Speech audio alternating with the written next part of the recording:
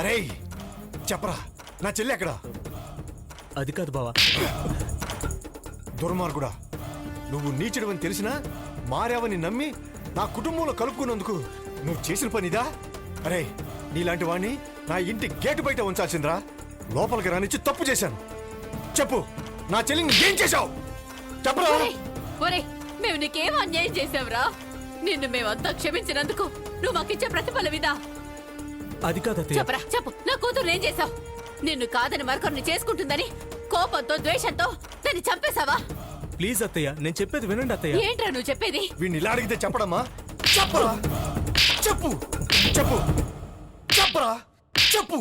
నా చెల్లిని ఏం చేశావు? ఆగన్నయ్య.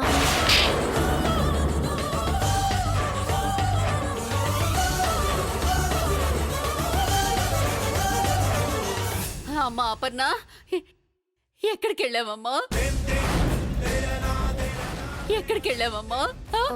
ఫోన్ వచ్చిందమ్మా. ఇక్కడ నెట్వర్క్ సరిగా లేదు, అందుకే బయటికి వెళ్ళి మాట్లాడొస్తున్నా. ఇప్పుడేం ఫోన్ అమ్మా? ఒక పాత కాంట్రాక్ట్ అన్నయ్య. అతను చెప్పినట్టే పెళ్లి జరగాలి అంటున్నాడు. ఆల్రెడీ వేరే వాళ్ళకి బుక్ అయిపోయిన ఫంక్షన్ హాలే తనకి కావాలి అంటున్నాడు.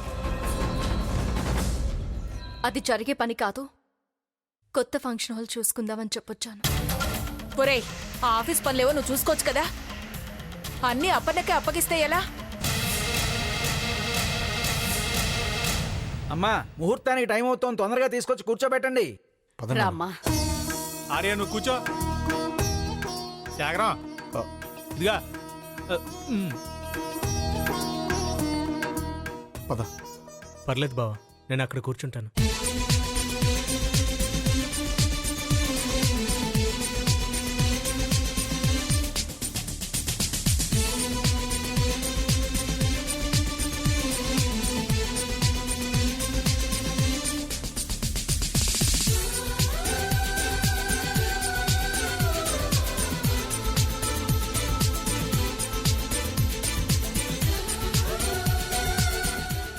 ఓం మహాగణాధిపతే నమః.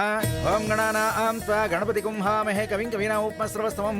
జ్యేష్ఠరాజం బ్రహ్మణాం బ్రహ్మణస్పదాన శృణ్వన్నోతిభిः సీదసాదనం. మహర్షిభిర్మంగళశీలవద్భిः అభ్యూహితోనుష్ఠిత ఆదరేణ చిరాదయం విశ్వజనీన ఆర్యాః వివాహబంధాని తారాం సమింధాం. క్షీరోదన్వత్ప్రదేశే శుచిమణి విలసత్సైకతే మౌక్తికానాం మాలా క్లుప్తాసనస్థ స్ఫటికమణి నిభైర్మౌక్తికైర్మండితాంగః శుభ్రై.